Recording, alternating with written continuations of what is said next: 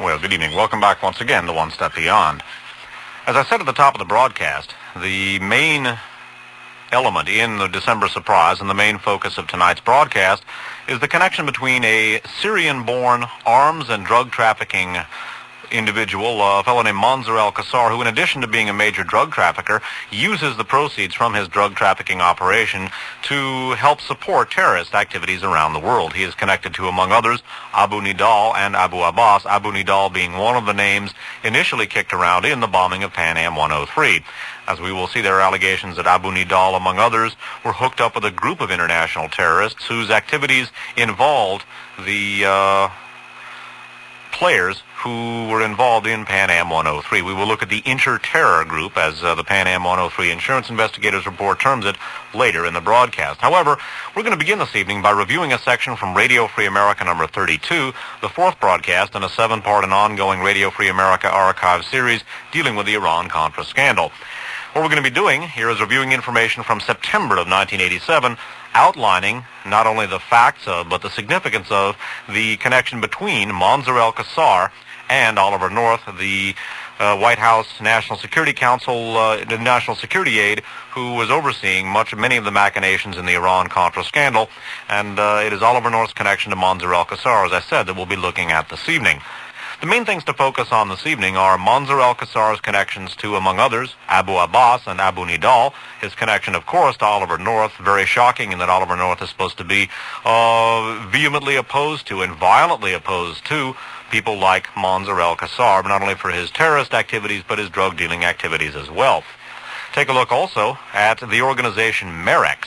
Now, Merex is the firm implicated in the Area deal. Merex is a company, an arms trafficking firm, originally begun by a protege of former Nazi SS man Otto Skorzeny, a fellow who jumped to the CIA with the Gehlen organization, the Nazi spy outfit that we have spoken about so long on this program, for so long, I should say, on this program, that was brought into the CIA at the end of World War II, and which tragically left a very strong imprint on the United States, and in particular its espionage apparatus as a result. The Gehlen organization has had a profound effect on our history, and the final incarnation of the Gehlen organization, the BND, the Bundesnachrichtendienst, is an organization which has used Merex in the past, and in particular has used Merex for a variety of activities, including smuggling arms to Italian and terrorists associated with the Propaganda Due Lodge, which in turn is going to be figuring in the discussion in the next couple of weeks.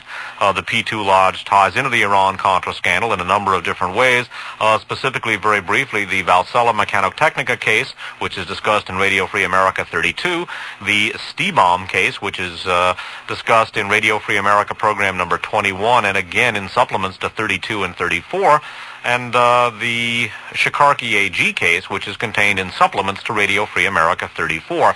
I realize these are strange names, and they don't mean a whole lot to the average listener. That's not to be patronizing or condescending, but because these complications are not only so complicated, but take such a long time to review, the archive shows are the best that I can recommend for someone that finds this discussion impenetrable. Again, Radio Free America, it's 21, 32, and 34, important in this regard. We're going to be taking a look at Merex. We're going to be taking a look also at a fellow named Arif Durrani, last name Durrani, a Pakistani-born arms trafficker, an individual whose name is going to be front and center in the broadcast next week. This individual also had a company called Merex, which, whether it was the same Merex, as I suspect, or a branch of the same Merex or a different Merex, is anybody's guess, but certainly there are strong connections between the Italian terrorist and P2 milieu that was involved with Merex and the same milieu that was involved with Arif Durrani, an individual involved with a Merex, perhaps the same Merex. We will be going into these admittedly strange-sounding connections next week at greater length, but note again, Mansour al-Qassar, his association with Oliver North, his connection to the Area deal, which in my opinion was one of the main factors in obliging the dismissal of conspiracy charges against Oliver North, because the special prosecutor was seeking documents concerning the Area deal. Mansour al-Qassar involved with the Area deal, and therefore when Abu Nidal, a Mansour al-Qassar associate, was mentioned in connection with the bombing of PamAm 103, everything connected to the Nidal milieu had to be kept classified, for it was central to the investigation. We're going to be taking a look also at Merex. Note Merex, and store away for next week not only Merex, a very important corporation, but store away Arif Durrani as well. The P2 Lodge is something that we have looked at many times in the past. We have looked at it, as I said, primarily in Radio Free America shows 17 through 21. We also came back to it in Radio Free America 25, 32, 34, 35 to a certain extent. And we will be touching on the P2 in the addendum to the December surprise that we're doing this week as well as next week. So those of you who are in a position to start taping, please do so now. We're going to play a section of Radio Free America 32, and this will cover points that are central not only to tonight's discussion, but next week's as well. In addition to my voice, you will hear the voice of my charming and capable former co-host, Nip Tuck, who assisted me with the reading duties and also served as, I guess you could say, sort of color man or designated schmoozer. Certainly, he presented the velvet glove to my iron fist. In any event, this is a broadcast from September of 1987. Those of you who are in a position to do so, get ready to tape. 3, 2, 1, here we go. But there are numerous and very disturbing connections between elements of the American national security establishment, in particular people grouped around Oliver North and the Iran-Contra team, and many of the most heinous terrorist groups, including some of the terrorist groups this team was most active against, at least if we are to believe the cover story. A good example of that last that last scenario was carried in the San Francisco Examiner of Monday, April 20th of 1987. This is a story by Miguel Acoca, I'm not sure how his name is pronounced, ACOCA of the Examiner Washington Bureau. It's Dateline Washington headlined, North linked to top Syrian arms dealer. A billionaire Syrian weapons dealer and drug trafficker linked to the hijacking of the Aquile Loro was paid for arms he sold to the Nicaraguan rebels from a bank account controlled by Lieutenant Colonel Oliver North, sources here and in Europe said.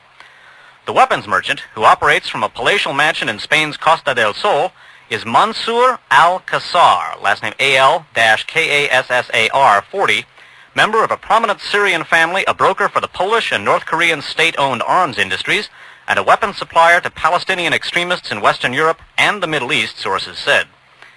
He made at least 3 major weapons shipments of Polish AK-47s, ammunition, rocket launchers, and SAM-7 anti-aircraft missiles to the U.S.-backed Contra rebels in 1984 and 85, the sources said.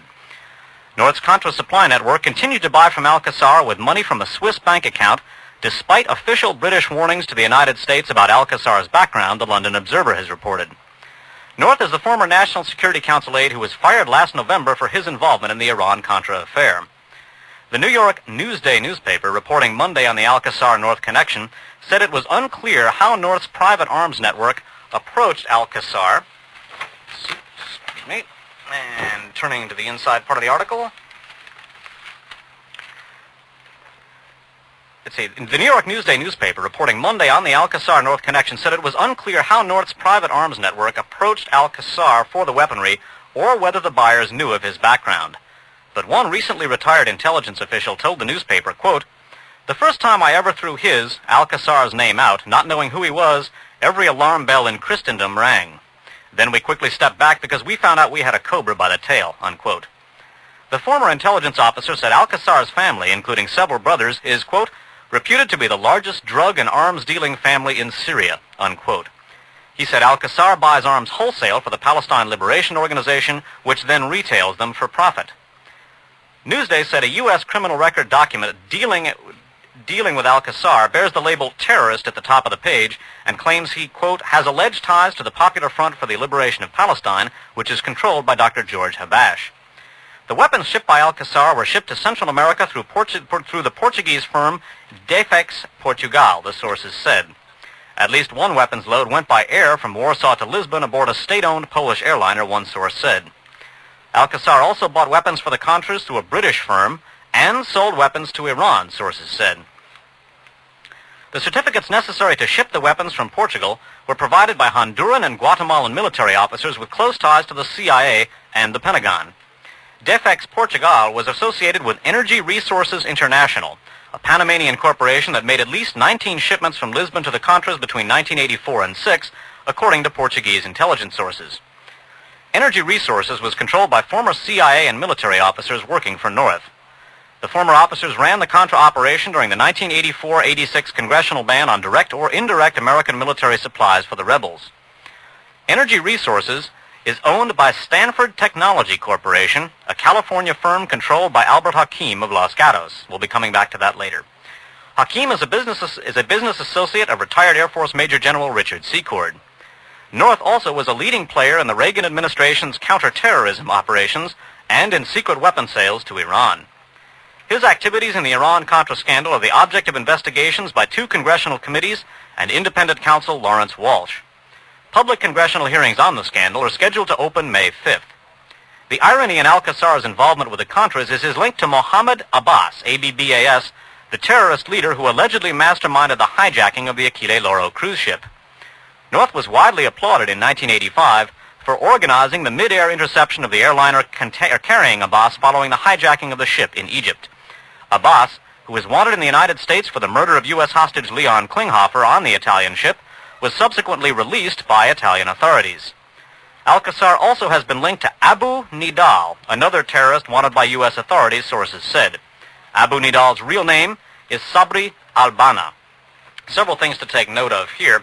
First of all, the link of a major player in the Oliver North Contra supply effort of someone connected not only to the Popular Front for the Liberation of Palestine by George Habash, one of the top Palestinian terrorist groups, but also perhaps more importantly for our purposes, to Abdul Abbas, the fellow behind the Achille Lauro hijacking, and Abu Nidal, one of the prime movers on the international terrorist scene today, is intriguing. And again, it's worth noting that Oliver North himself has gained much political mileage from his alleged opposition to these very same groups. Also take note of the fact that this particular operation here was carried out by a company owned by Stanford Technology Corporation here in the Silicon Valley.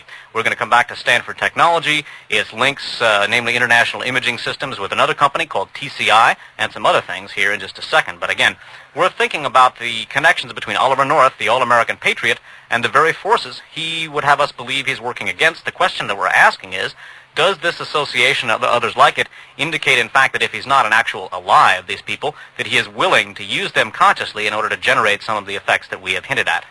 This bits of information linking Oliver North and his organization with folks linked to Abu Nidal also put something, before I read the next article, I wanted to throw something that I had noted before and didn't really have a context for it, but this seems like an interesting context, of a rather curious lie that Oliver North told during the course of the questioning going on most recently. This was in the earlier Alexander Coburn column or article that we read from In These Times, and it's just a short paragraph here, but it is rather strange, and put in the light of some of the things we've just been talking about, it may make more sense.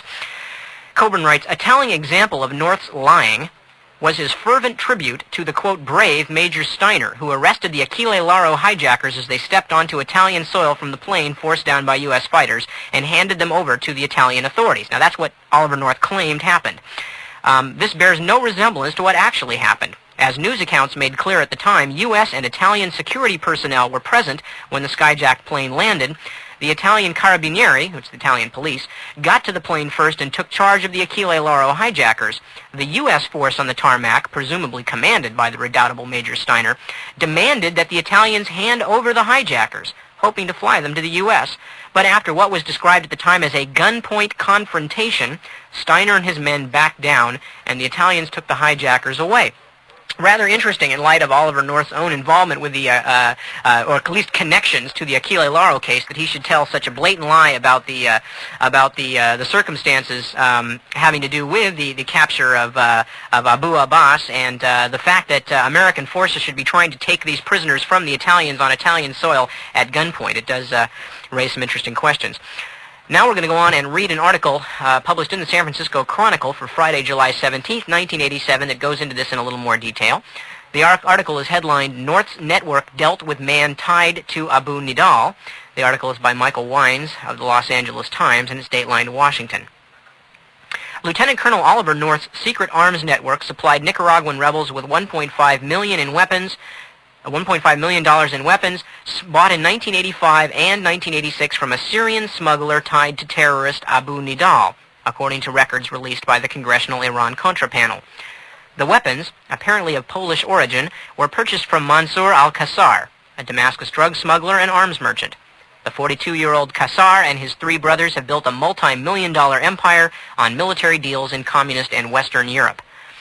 Administration officials, speaking on condition that they not be named, said that Kassar has clearly established business links to the Abu Nidal terrorist ring, responsible for a November 1985 Egypt Air hijacking in which 57 persons died, and for December 1985 massacres in the Rome and Vienna airports. The congressional records point up a particular irony for North, who dramatically invoked a death threat by Abu Nidal in testimony last week to explain his acceptance of a $16,000 security system financed with cash from North's network. Lebanese terrorists claiming to represent Abu Nidal placed North's name on an assassination list last year, apparently because of his work on U.S. counterterrorism policies.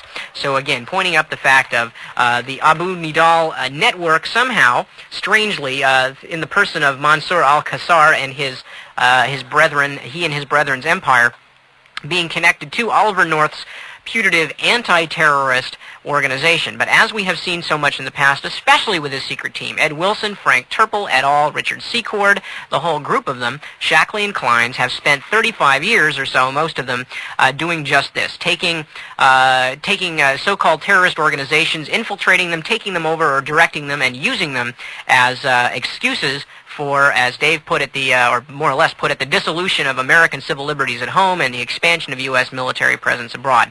That being the case, we should look at Oliver North's contacts with Abu Nidal, perhaps in the light of being a little more than just a sort of another ironic detail in the Iran-Contra scandal. Yeah, again, I think people might want to think about Oliver North, the kind of person he represents in a symbolic sense, and ask one how someone like that could possibly have dealt with people like this, if he is to be taken at face value, and obviously we feel that perhaps he is not.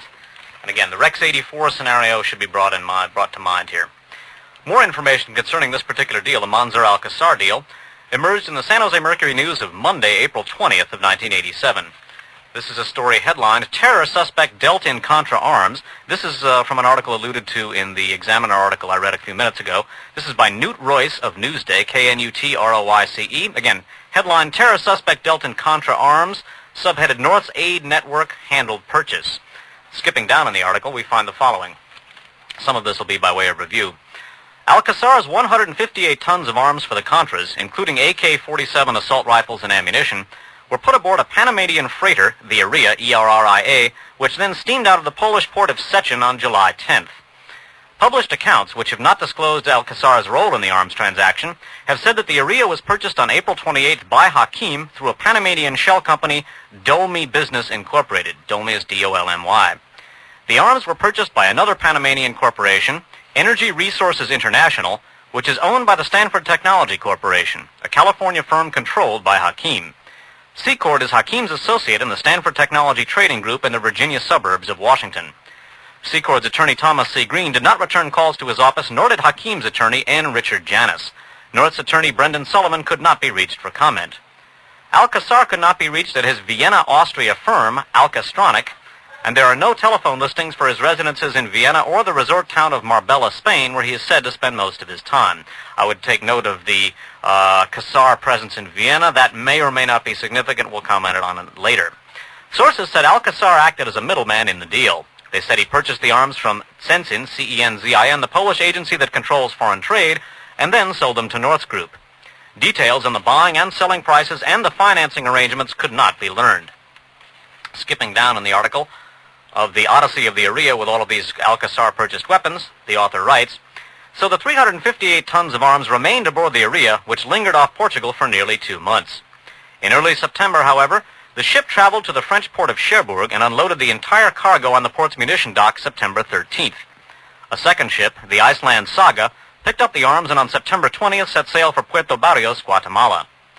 Two sources said they think that at this time, the CIA agreed to buy the arms through an American arms dealer, James P. Atwood, A-T-W-O-O-D, for $1.4 million. One source said that the arms had a retail value of $5.5 million and that Hakim and Secord had been trying to get more than $2 million for the shipment. There are a number of things in this story that we're going to take up at some length, and we're going to look at against the background of the Achille Lauro hijacking. However, the name James P. Atwood is very significant for our purposes here.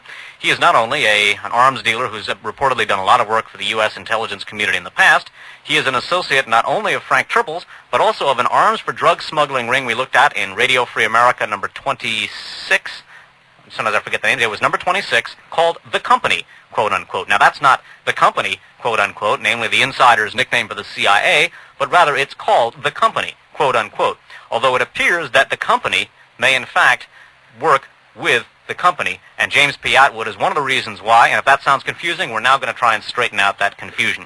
We're going to do our best. It is very confusing, and again, we're talking about, in the next article we're going to read, when they refer to the company, the reference is to, in fact, the supposedly private organization known as the company, a guns and drug smuggling operation that has cropped up in a variety of cases, most recently including the murder of Judge John Woods down in Texas, the only federal judge ever to be assassinated. He was sitting in on a very important drugs case, and the man who was convicted of killing him claimed to have been one of the gunmen in the JFK assassination, with some rather interesting backup for his story. So the company crops up in a lot of rather interesting places. Again, for background on this, for people who would like to explore this further, Radio Free America number 26, our archive show on file, goes into the company at some length. And incidentally, we will be coming back to the company in a big way in our program about the cover-up, because President Reagan's recent nominee to head up the FBI, Judge William Sessions, was the fellow who presided over the trial of Charles Harrelson, rather, for the assassination of Judge John Wood. So we're going to come back to that. The company, the Wood assassination, very significant for our purposes here. That's right. But in the upcoming article, again, as mentioned, the company here refers to the supposedly private organization, not the nickname for the CIA. But as you will see, as so many often happens in these cases, the gray area is very large, and where one company ends and the other begins is some matter for debate. Anyway, what we're going to read for here is an unpublished manuscript by Jonathan Marshall that was, I guess it's the original draft for Parapolitics number 1. Parapolitics, a newsletter put together by Jonathan Marshall with the help of some other folks. Jonathan Marshall is currently editorial page editor for the Oakland Tribune. And again, we've used his work. He's also worked a great deal with Ted Rubenstein, who we have had a lot of help from and gotten a lot of good research work from. Anyway, reading from a draft for Parapolitics number 1. One of the key figures in the company was John Etheridge, E-T-H-R-I-D-G-E. John Etheridge, who surrendered last fall and is now cooperating with the authorities.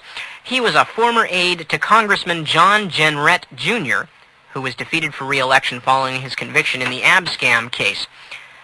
According to a source familiar with the case, Etheridge was also the go-between for Frank Turple and Colonel James Atwood, an international gun dealer who sold large caches of arms abroad, particularly to Latin America. Should just insert, again, Atwood was the man mentioned in the last story that Dave read as being the supplier for some of the Contra arms supplies.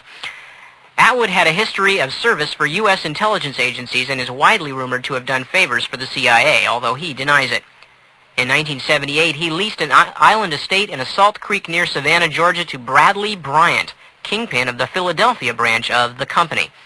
Some unconfirmed sources claim that the estate doubled as some kind of mercenary training center. Bryant and Atwood fell out later in the year, and Atwood booted his associate out. So again, the connection here between John Etheridge, a man who, among other things, worked for not only the company itself, but also for John Jenrette. Jenrette, of course, remembered from the Abscam case, and his lovely wife, Rita Jenrette, who, among other things, helped to drive the fugitive Frank Turple to the airport so he could flee the country. And he has never come back, at least not publicly. Again, the link between Etheridge being the go-between between Turple and the aforementioned Colonel James Atwood, international gun dealer, and also apparently a part of Oliver North's little network. And again, Jeb Bradley Bryant of the company also retained the services of James Atwood for a relatively short period.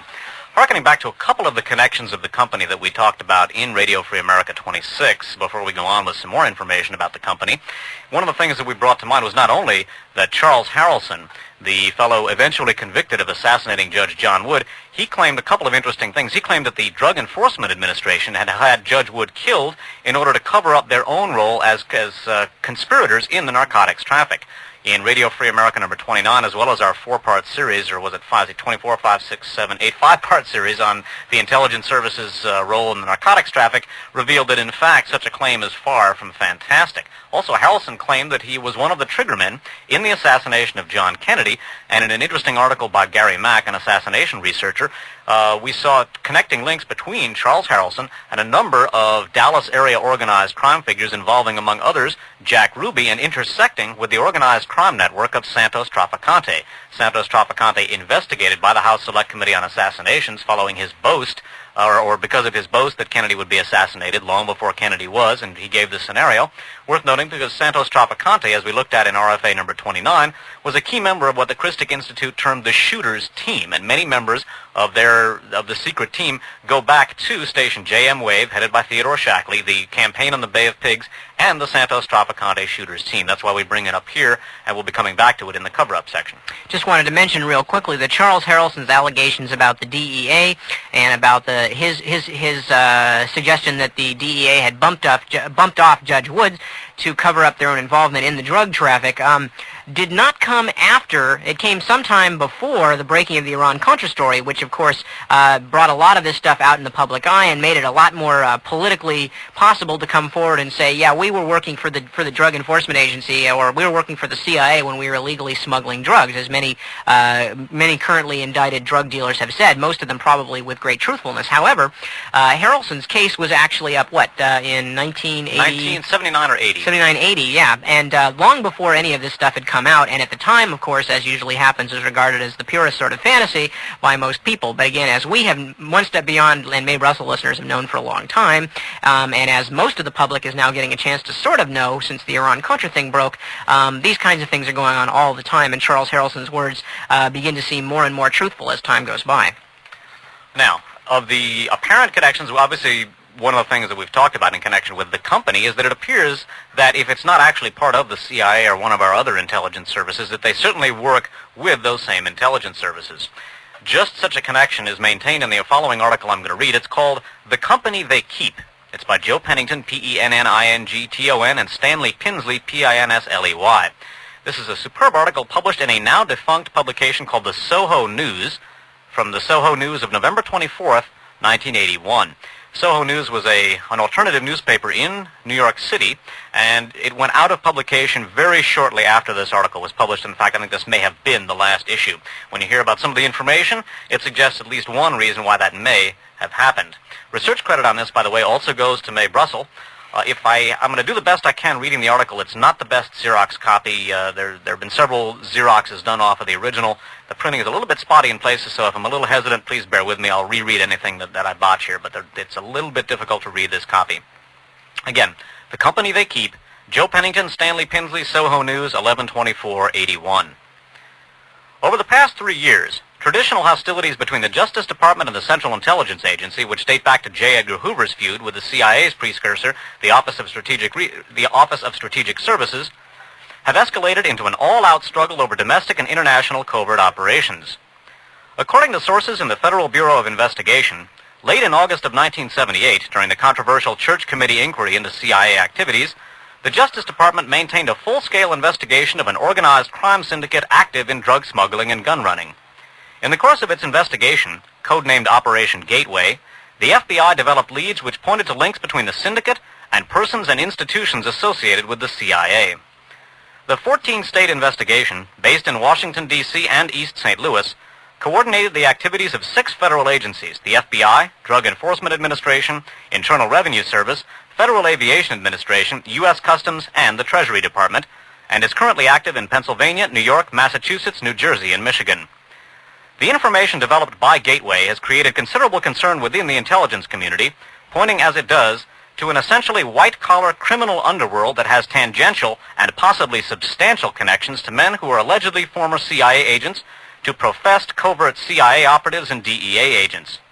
According to John K. Russell, a spokesman for the Justice Department, Operation Gateway was an undercover operation which resulted in the arrest and convictions of members of the company, a huge drug and arms smuggling conspiracy with ties to elements in the intelligence community. Operation Gateway, in fact, has, part of this is botched, Oh, wait a minute, here we go. Operation Gateway, in fact, has made its special province a specific set of criminal operations which involve the movement of arms and secret electronic components to foreign governments. This particular article was sent in by a listener. It's from the Toronto Star of November 13th of 1989. This article, as I said, sums up the PamAm 103 Insurance Investigators Report and will lead directly into the rebroadcast of 5 or so pages that I read into the record about 5 years ago. This is from the Toronto Star of November 13th, 1989. It's by John Picton, P-I-C-T-O-N, of the Toronto Star. It's datelined Washington, D.C., and it's headlined, PamAm Bomb Linked to Double-Dealing CIA Drug Plot. An 8-man team of CIA agents was aboard PamAm Flight 103 last December 21st after completing a hostage mission in Beirut, the Sunday Star has learned. According to a PamAm report, the team had photographed the secret location in Lebanon where U.S. hostages were being held. The report, shown exclusively to the Star, was commissioned by PamAm after Flight 103 blew up over Lockerbie, killing 269 people, 2 of them Canadian. The agents became outraged when they discovered another branch of the CIA was involved in an illegal drugs and arms operation to get the hostages released. The Beirut team was returning home without permission, quote, which is against the rules, unquote, to publicize the CIA drugs operation. Quoting, the team, had communicated back to Langley, CIA's Virginia headquarters, the facts and names and reported their film of the hostage locations. CIA did nothing. No reply. Again quoting, and this is quoting from the report, the team was outraged, believing that the rescue and their lives would be endangered by the double dealing. One of the leaders of the group was Major Charles McKee of the U.S. Army, assigned temporarily to the CIA. The Sunday Star has been told he phoned his mother last December to say he would be home for Christmas. After his death, agents with the U.S. Federal Bureau of Investigation visited McKee's mother to ask her if her son had left any packages with her. They also said that some of the belongings in his luggage could not be returned and would be destroyed in the national interest. One man figures prominently in the report, 42-year-old Mansour al-Qassar, a well-connected Syrian who was married to the sister of Syria's intelligence chief and is said to have had a long-term romantic relationship with the niece of Syrian President Hafez Assad. Al-Qassar holds 2 Brazilian passports, as well as a Syrian diplomatic passport, and has a luxury apartment on Avenue Foch in Paris for some of his romantic liaisons. He is said to share offices with terrorist Abu Nidal in Libya, one at 2 Stawkis, S-T-A-W-K-I-S Street in Warsaw, Poland, and another on Friedrichstrasse in East Berlin under the cover name Zibado, Z-I-B-A-D-O. Al-Qassar entered the picture when the West German intelligence agency BKA was tipped off about a drug smuggling operation centered on Frankfurt Airport where PamAm's Flight 103 originated. There, ordinary suitcases were checked in the normal way and passed through to the baggage section. Turkish baggage handlers recruited at mosques in West Germany knew which bags to watch for and substituted them for identical luggage containing drugs and other contraband. The passenger later picked up the new bag at his destination. BKA shared this intelligence with the CIA. Says the report, quote, it is not known how this method passed through the arrival customs, but this route and method worked steadily and smoothly for a long time. BKA shared this intelligence with the CIA, which had been aware for some time that the East Bloc was using Frankfurt Airport as a shipping point for unspecified goods, quote-unquote, to Moscow. The West Germans even closed down other drug operations with a series of raids and stepped up police presence to channel more shipments through PamAm where they could be observed more easily. The report suggests the CIA unit involved, which it calls CIA-1, was not part of the regular agency since it, quote, has a control at an unknown location in the Washington area. That last paragraph again. The report suggests the CIA unit involved, which it calls CIA-1, was not part of the regular agency since it has a, quote, control at an unknown location in the Washington area, unquote. Then, after a successful French arms for hostages deal, quote, CIA-1, the CIA unit investigated, then identified Al-Qassar as a major player in the drug routes and identified his background and blood ties to Syria's intelligence chief, the report says. So CIA-1 decided to try for the same deal as the French to get back the American hostages, unquote. Then, in one of a string of bombshells, the report states, quote, and this is a very important section here, BKA/CIA-1 approached Alcazar and offered to allow him to continue his drug smuggling routes, and especially into the U.S., if he helped arrange release of the American hostages via his well-placed contacts.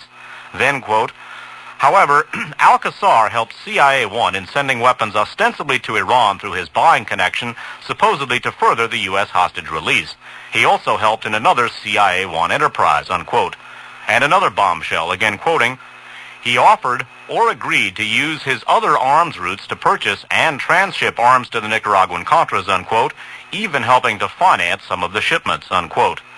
Alcazar was under surveillance now and was seen meeting a man at the restaurant Ajami, A-G-A-M-I, on Rue Lincoln in Paris. The man he met was identified as Ahmed Jibril, head of the Popular Front for the Liberation of Palestine General Command. Jibril was under pressure from several sources to engineer a terrorist strike against the United States. The sources, as outlined in the report, the Iranian government, which wanted revenge for the shooting down of one of its airliners for the Persian Gulf by the USS Vincennes, Hezbollah, a fundamentalist Islamic organization, and Libyan leader Muammar Gaddafi, who for years has been financing terrorist acts. But they wanted a strike arranged in such a way as to give them cover or deniability, quote-unquote. Jibril was the man selected by the various Islamic factions to make the strike. He had discovered Alcazar's safe conduct operation through Frankfurt and had decided to use it to plant a bomb. As his accomplice, he selected a Turkish courier named Khalid Jafar, J-A-F-A-R, who had no record as a terrorist. Both men met a Libyan bomb maker known as the Professor, quote-unquote, in Bonn, West Germany, on December 13th of 1988. They were joined by a Syrian explosives expert traveling under the cover name of Patel, P-A-T-E-L, who shortly after left for Lisbon. A man identified as Ali Rasep, a Syrian living in Sofia, Bulgaria, is said to have gathered the bomb components, which included a barometric timer able to withstand the pressure of 2 takeoffs, since Flight 103 was to land in London en route to New York. Alcazar provided the route by which the bomb was smuggled into West Germany after the terrorists' own bomb-making center at Neuss, N-E-U-S-S, had been raided by the BKA the previous month. Alcazar's sister-in-law, traveling on a South Yemen diplomatic passport, flew from Damascus, Syria to Sofia last November 13th, picked up the bomb components from Rasep, and flew with them to Paris. Alcazar picked them up, rented a car from a firm called Shafiq on November 25th, and took them to Frankfurt. And he felt confident crossing the border since he had been arrested by West German border guards twice before, but had been released each time after a phone call. Originally, says the report, Jibril had targeted American Airlines for the bombing. But Israeli intelligence got wind of that and tipped off the CIA and BKA. Security was stepped up on U.S. carriers immediately, except for PamAm, where CIA-1's undercover surveillance was continuing. Alcazar had not realized until now that Jibril was planning an attack at or near Frankfurt. On or about December 18th, 3 days before the plane crash, Alcazar tipped off BKA through intermediaries that a bomb was to be put on a PamAm flight. CIA-1 told Langley, and a warning was sent to various U.S. embassies, quote, but not apparently to PamAm. The report says, quote, CIA-1 thought that BKA surveillance would pick up the action. One more time. Ominously, the report says, quote, CIA-1 thought that BKA surveillance would pick up the action and that BKA would stop the act in case the tip was correct, unquote. Ominously, the report says that CIA-1 had now learned from Alcazar and, quote, had confirmed from its control, unquote, that McKee's team had discovered the drugs for hostages operation and were investigating Alcazar. Result, quote, by mid-December, the team became frustrated and angry and made plans to return to the U.S. with their photos and evidence to inform the government and to publicize their findings if the government covered up. Quote, they did not seek permission to return, which is against the rules, unquote.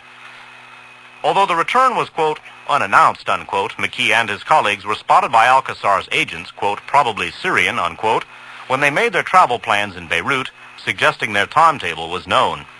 2 or 3 days before the crash, a BKA agent warned his superiors of a plot to bomb a PamAm flight, but security still wasn't tightened. And an agent of Israel's Mossad gave BKA the same tip less than 24 hours before the start of ill-fated Flight 103. A lot of alliteration there. Resuming the narrative here. Quote, BKA passed that to CIA-1 and asked for instructions. CIA-1 so reported to its control. CIA-1 did not reply to BKA, unquote. Within hours of the flight's departure, a black Mercedes parked at Frankfurt Airport. It was approached by a Turkish baggage handler who took a brown Samsonite suitcase from the trunk and carried it into the employee locker area, the usual procedure with drug shipments. A BKA surveillance agent watching PamAm's loading operation on December 21st saw the bag being placed and noted that it was different from, it should have read here, to the usual luggage being used for smuggling. He called his office to say that, quote, something was very wrong, unquote. The report, quote, BKA passed that information to CIA-1. It reported it to its control, unquote. And here's the key part. By the way, much of this you will be hearing later in the broadcast. I'm going through this quickly by way of sort of presenting a synopsis of what you're going to hear in greater detail. If some of this is not apparently clear, we're going to stretch out and go into this at greater length later in the broadcast. A BKA surveillance agent watching PamAm's loading operation on December 21st saw the bag being placed and noted that it was different to the usual luggage being used for smuggling. He called his office to say that something was very wrong, unquote. The report, BKA passed that information to CIA-1. It reported it to its control. Control replied, quote, don't worry about it. Don't stop it. Let it go, unquote. CIA-1 issued no instructions to BKA. BKA did nothing, unquote. The report says the bomb that brought down the Boeing 747 was made of the Czech plastic explosive Semtex and weighed about 1.25 pounds or half a kilogram. It was set with a sophisticated detonator that was controlled by barometric pressure and was designed to set and reset itself to evade a pressure technique used in security checks. Shortly after the crash, a CIA team landed a helicopter at a farm near Lockerbie where much of the debris had landed. A suitcase was recovered, apparently with the approval of British intelligence and Scotland Yard. As for the shadowy CIA-1 group, the report leaves its status or motivation unclear in the overall context of the CIA. However, in March of 1988, BKA ran surveillance on a secret meeting in Vienna between a French government delegation led by Jean-Charles Marchiani, M-A-R-C-H-I-A-N-I, assistant to French Interior Minister Charles Pasqua, and a group of Iranians, or perhaps that's pronounced Pakwa, I don't know how, P-A-S-Q-U-A. Continuing, that information was passed to CIA-1, which noted that Alcazar and a British dealer then bought a quantity of arms from two British and one Polish firm, all named in the report, which were transshipped to Iran. A few days later, French hostages were held in Lebanon. The French hostages being held in Lebanon were released. And after that, the CIA-1 operation with Alcazar got rolling. So again, the element of U.S. intelligence, and it's worth noting here that it was an element of U.S. intelligence that is running Mansour al-Qassar and that in turn is working very closely with BKA. BKA is the Bundeskriminalamt. That's the West German equivalent of our FBI. It's the West German Federal Police.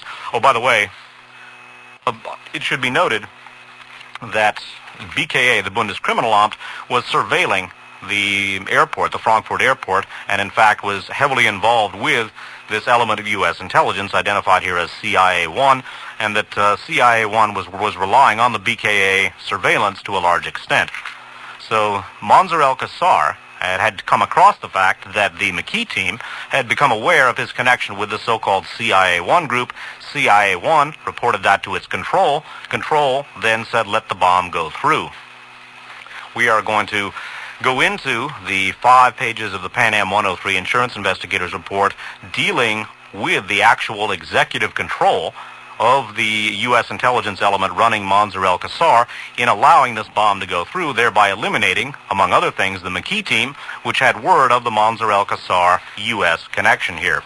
Musical break, and then the PamAm 103 Insurance Investigators Report from the horse's mouth.